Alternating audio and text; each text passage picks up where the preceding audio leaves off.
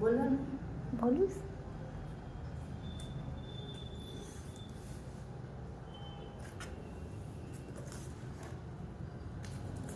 બાળકો આ તો રામાયણ છે. જો રામાયણમાં દશરથ રાજાના 4 પુત્ર હોય છે.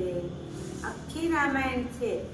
જો મસ્ત ટીવી માટે રામ ધનુષ તોડે છે, પછી સીતા સાથે લગ્ન થાય છે.